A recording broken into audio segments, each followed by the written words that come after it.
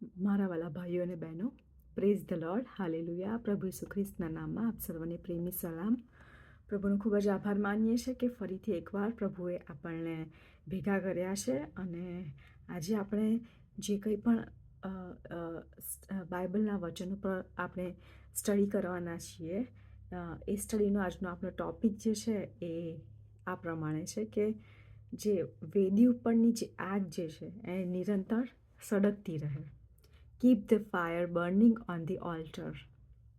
આજે આપણે શરૂઆત કરીએ બાઇબલ સ્ટડીની. એ પહેલાં હું તમને એક વસ્તુ જે પ્રભુએ મારા મનમાં મૂકી છે એના માટે તમને કહેવા માગું છું કે પ્રભુનો જે પ્રેમ જે છે, આપણા પ્રભુ ખૂબ જ મહાન છે અને પ્રભુનો પ્રેમ એ પ્રભુ આપણા પાપોને જોઈને એમનો પ્રેમ આપણા માટે બદલાતો નથી કે વધતો નથી કે ઘટતો નથી. એ હંમેશા એકનો એક જ રહેશે.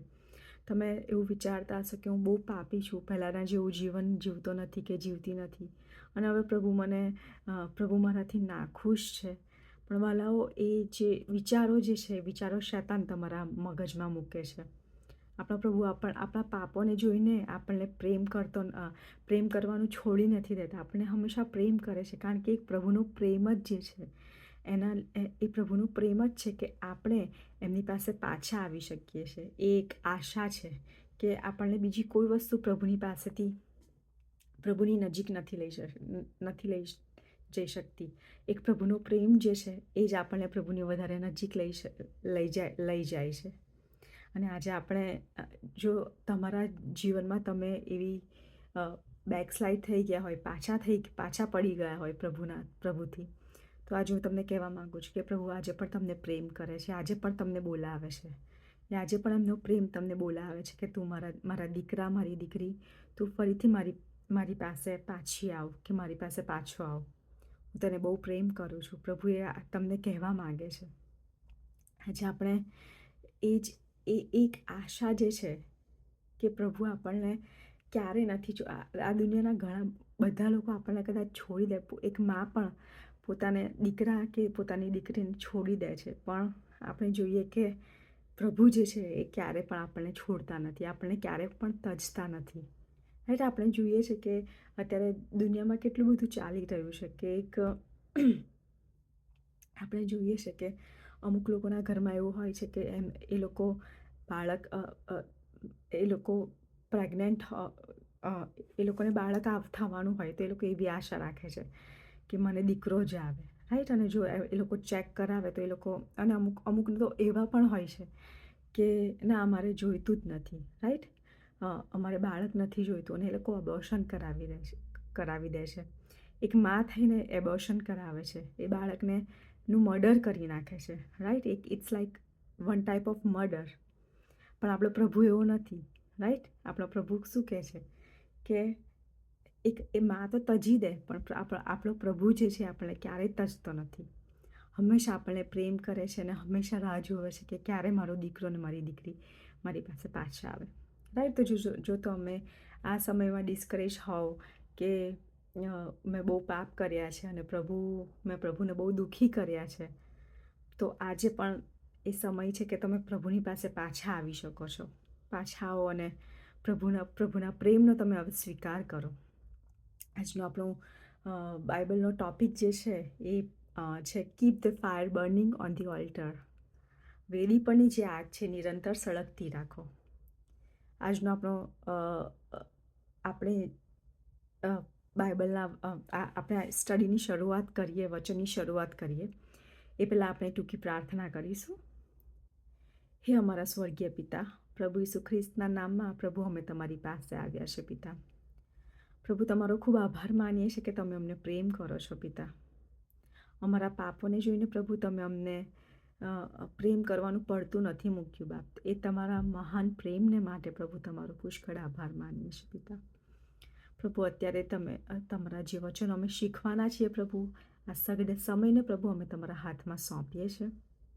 વચનો પ્રભુ તમે અમને શીખવાડો અને પ્રભુ જ્યારે હું બોલું ત્યારે પ્રભુ તમે મારા મુખના વચનો તમે બનો, મુખના શબ્દો તમે બનો બાપ. તેવું કૃપા કરીને થવા દેજો પ્રભુ.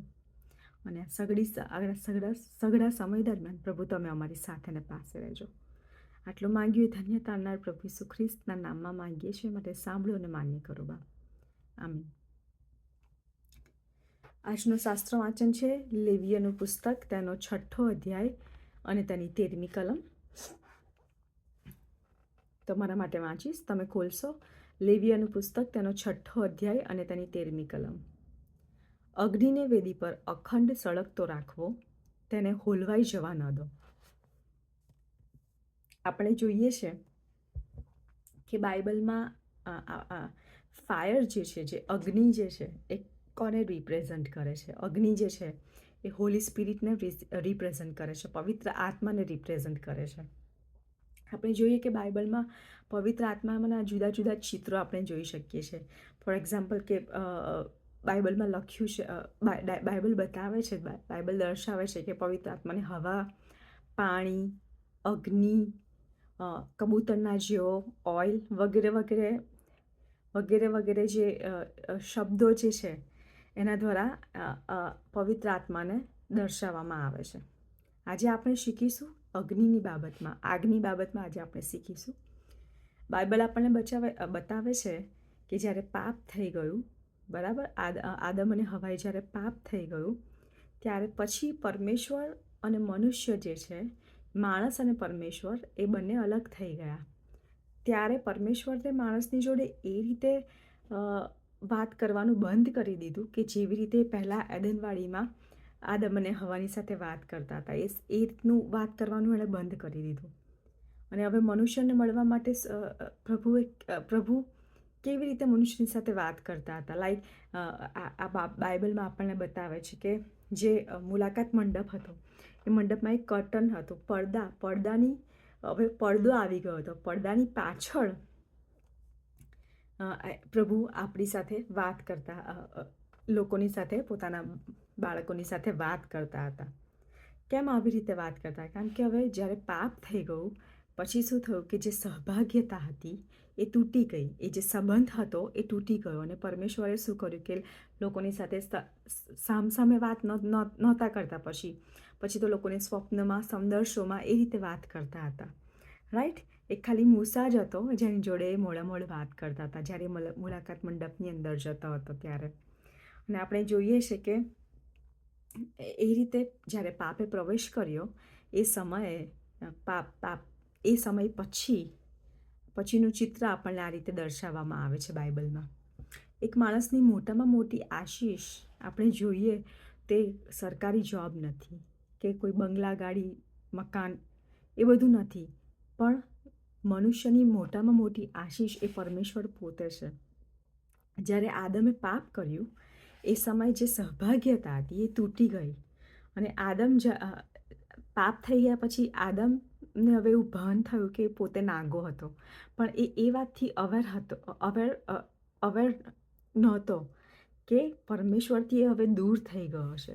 પણ આપણે જોઈએ છીએ કે જ્યારે છેલ્લો આદમ આવ્યો, બીજો આદમ આવ્યો, જ્યારે એણે વધસ્તંભ પર નાગો હતો પણ એ શરમાયા નહીં. આપણા પ્રભુ ઈસુ ખ્રિસ્ત વધસ્તંભ પર નગ્ન હતા, નગ્ન અવસ્થામાં હતા, પણ એ શરમાયા નહીં.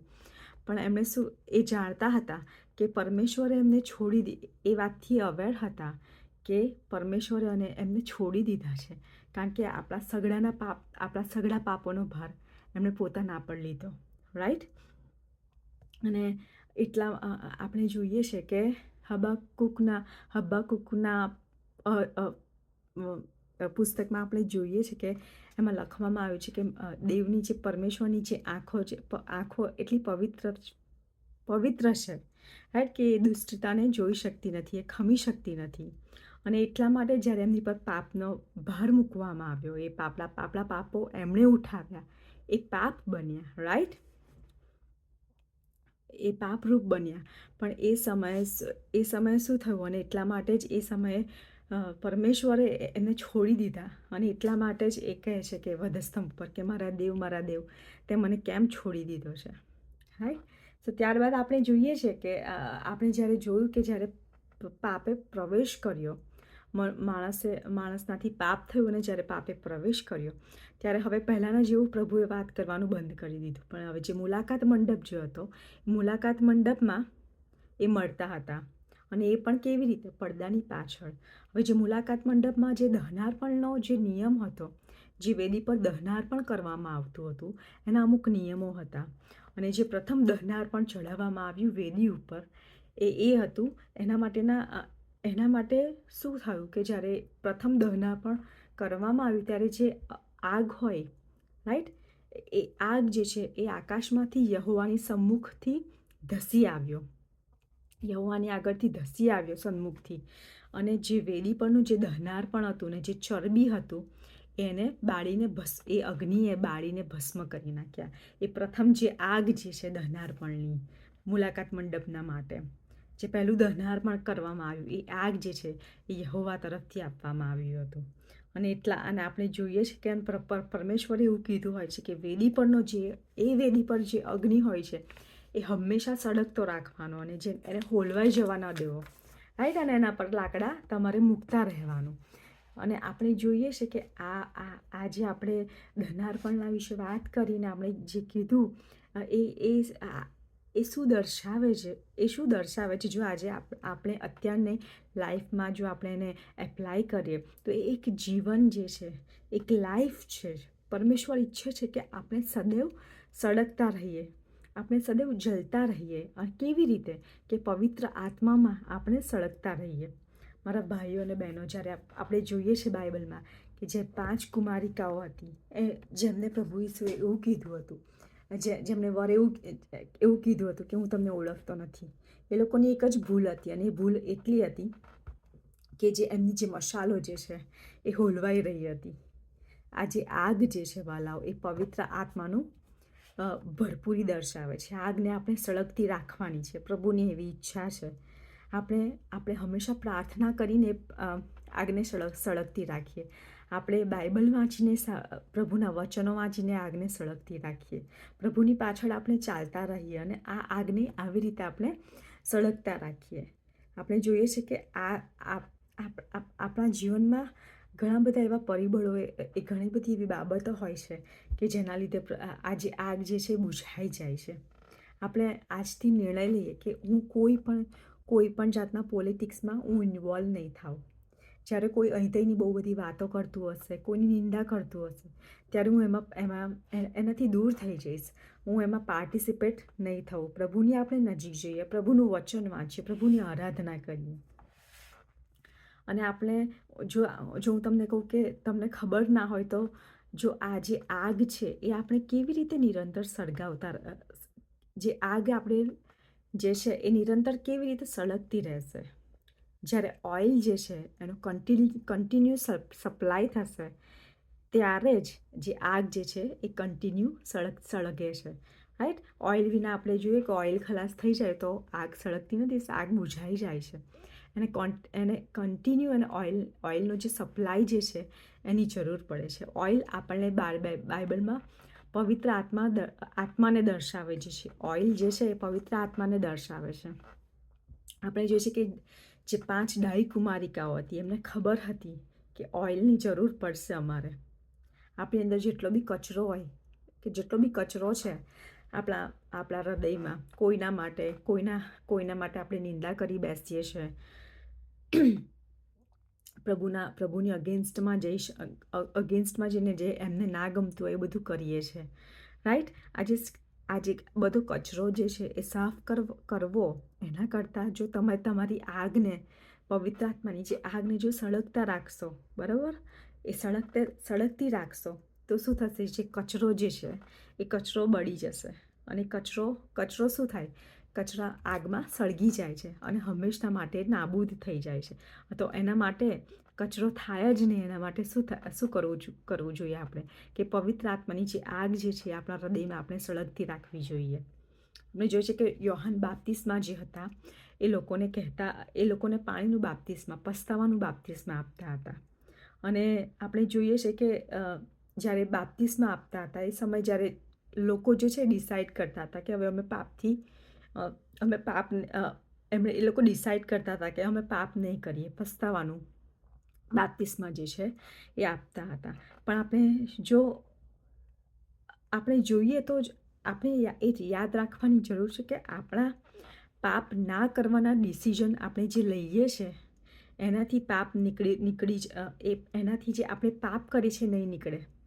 એ બહુ સારી વાત છે કે આપણે ડિસાઈડ કરીએ છીએ કે હવે પછી હું આ પાપ નહીં કરું, કે હું હવે પછી આ પાપ કરવા નથી માગતો.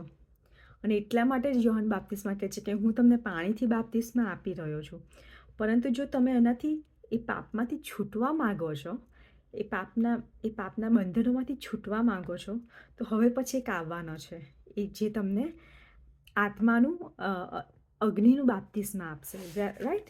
એ વખતે જ્યારે કોની વાત કરી રહ્યા છે?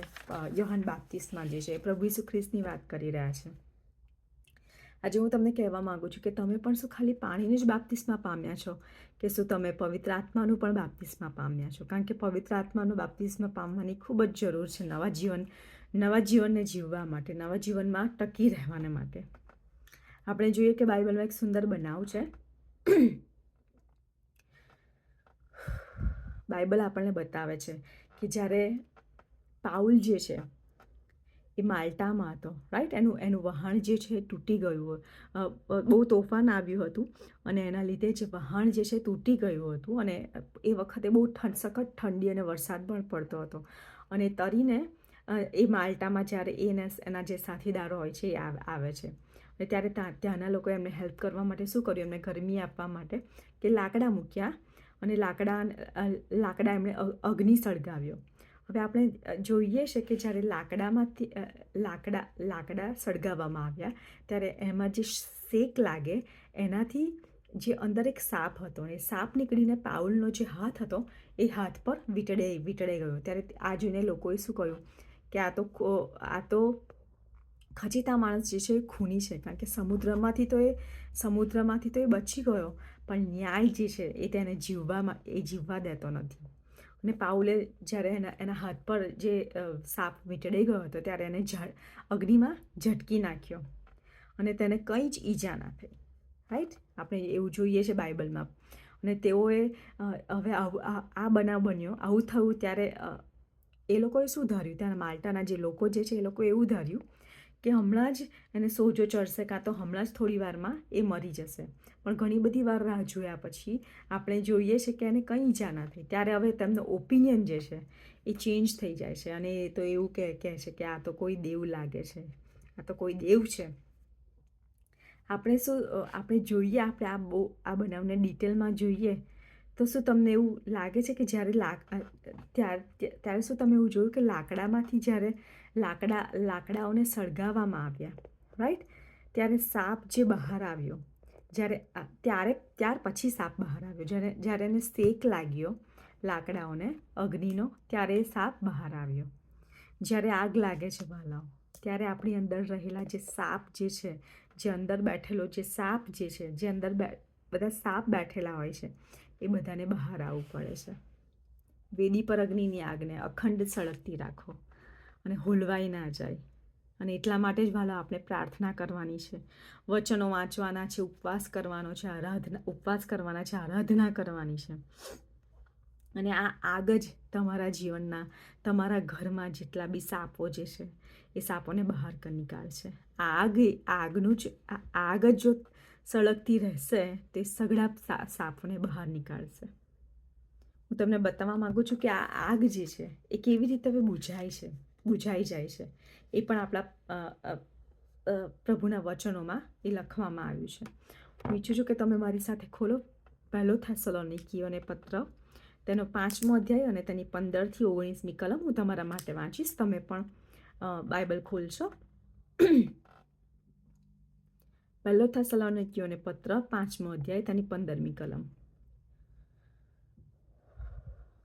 સાવધ રહો કે કોઈ ભૂંડાઈને બદલે પાછી ભૂંડાઈ ના વાળે, પણ સદા એકબીજાનું તથા સઘળાનું કલ્યાણ કરવાને યત્ન કરો, રાઈટ.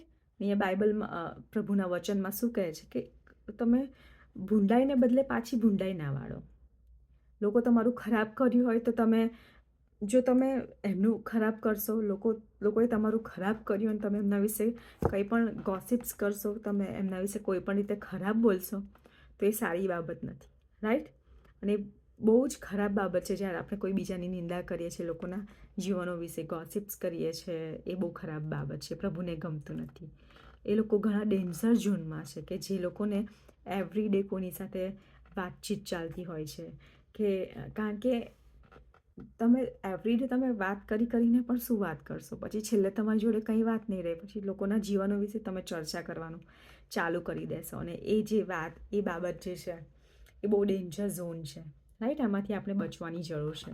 વાત કરો, વાત નહીં, એવું નહીં કે વાત બંધ કરી દો.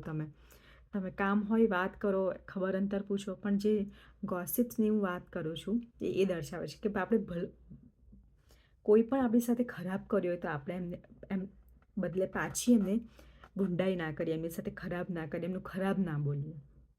એક જો ખરાબ બોલીએ છે, એમની ગુંડાઈ કરીએ છે, તો એ રીતે આગ ઓલવાઈ જાય છે.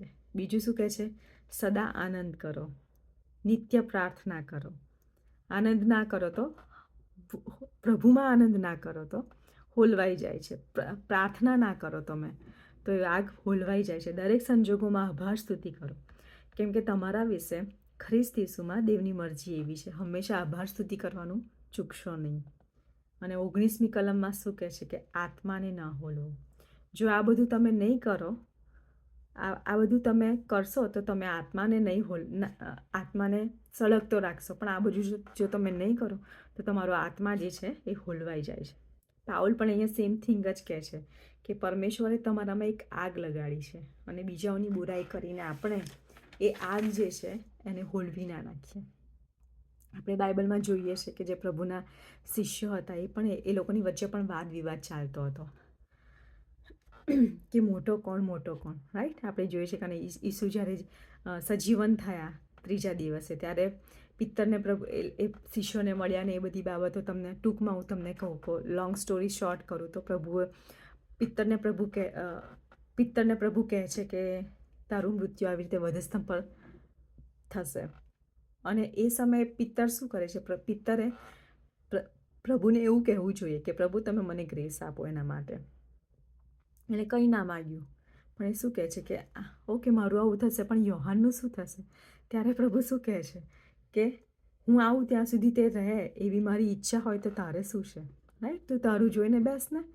પ્રભુ એવું કહે છે. જ્યારે પવિત્ર આત્મા, હવે આપણે જોઈએ છે આગળ કે જ્યારે પવિત્ર આત્મા તેમના પર ઉતર્યો, શિષ્યો પર ઉતર્યો, ત્યારે શું થાય છે કે પિત્તર અને યોહાન સાથે મંદિરમાં જતા હતા. હવે આપણે જોઈએ છે કે આગળના સમયોમાં એ લોકો વચ્ચે જે શિષ્યો હતા એ લોકોના વચ્ચે કેવી બધું કોણ મોટો, અને પછી આ બનાવને બધું આપણે જોઈએ છે તો આપણને એવું લાગે કે એ લોકો એક મનના નથી, રાઈટ? પણ અહીંયા શું બતાવે છે કે એકબીજાની એ લોકો આગળ આપણે જો કે એકબીજાની એ લોકો વિરુદ્ધમાં હતા, તો અહીંયા કેમ એ લોકો કેમ એક થયા? કારણ કે એમનામાં પવિત્ર આત્મા આવ્યો હતો, એમનામાં પ્રભુ ઈસુ ખ્રિસ્ત આવ્યા હતા. જ્યારે આગ સળગતી રહે છે વાલાઓ, રાઈટ? ત્યારે આ બધી બાબતો બને છે. આપણે પ્રભુમાં એક બનીએ છીએ. આપણે પ્રભુના બાળકો જે છે, રાઈટ? લોકો ભૂલો કરે પણ આપણે એમને ચાન્સ આપીએ છીએ, એમના માટે કંઈ ખરાબ નથી બોલતા. એક પ્રભુનો એક ગુણ છે, રાઈટ? અને એ ગુણને આપણે એક્સેપ્ટ કરવાની જરૂર છે. આપણે જે પોલિટિક્સ જે છે એમાંથી બહાર આવીએ. લોકો ભલે કરે, પણ આપણે પોલિટિક્સમાં ઇન્વોલ્વ ના થઈએ. આપણે પ્રભુના વચનોમાં પણ કીધું છે કે આદિએ દેવે આકાશ તથા પૃથ્વી ઉત્પન્ન કર્યા. In the beginning, right? In the beginning God. તમારી દરેક શરૂઆતમાં પ્રભુ ઈસુ ખ્રિસ્ત હોવા જોઈએ. તમારી દરેક શરૂઆતમાં પ્રભુને લાવો અને પ્રભુ પોતાની કૃપાથી એ સગડામાંથી તમને છોડાવશે અને એ આગનું બાપ્તિસ્મા પ્રભુ તમને આપશે. અગ્નિને વેદી પર અખંડ સળગતો રાખવો અને તેને હોલવાઈ જવા ન દો, રાઈટ? હું આશા રાખું છું કે આજના વચન દ્વારા પ્રભુએ તમારી સાથે વાત કરી હશે. આવો આપણા મસ્તકો પ્રભુની આગળ નમાવીએ. હે અમારા જીવંત આકાશમાંના પિતા, તમારો પુષ્કળ આભાર માનીએ છીએ પ્રભુ. તમે આ વચનો અમને આપ્યા છે પિતા, અમારી માતૃભાષામાં આપ્યા છે, જે અમે સમજી શકીએ છીએ. અને ઉપરાંત પ્રભુ તમે પવિત્ર આત્મા અમને અમારા જીવનમાં આપ્યો છે રહેવાને માટે, કે જેથી તમારી ઈચ્છા શું છે અમે જાણી શકીએ છીએ બાપ. તેના માટે તમારો પુષ્કળ આભાર માનીએ છીએ પિતા. પ્રભુ, અહીંયા બેઠેલા પ્રત્યેક વ્યક્તિઓને માટે હું પ્રાર્થના કરું છું પિતા, કે એમના જીવનોમાં પ્રભુ જે આગ જે છે પવિત્ર આત્માની આગ એ હંમેશા સળગતી રહે બાપ. મારા જીવનમાં પણ પ્રભુ એ પવિત્ર આત્માની આગ હંમેશા સળગતી રહે. અને પ્રભુ અમે તમારી ઈચ્છા શું છે જાણીને તમારા માર્ગમાં ચાલીએ બાપ. અને છેલ્લા સમયોમાં પ્રભુ અમે અમારી જાતને તૈયાર કરીએ તેવું કૃપા કરીને થવા દેજો પિતા. હવે પછીના સગળા સમયમાં અમે અમારી જાતોને તમારા હાથમાં સોંપીએ છીએ. પ્રભુ ઈસુ ખ્રિસ્તના નામમાં માંગીએ છીએ, માટે સાંભળો અને માન્ય કરો બાપ. આમીન. Thank you so much. God bless you all.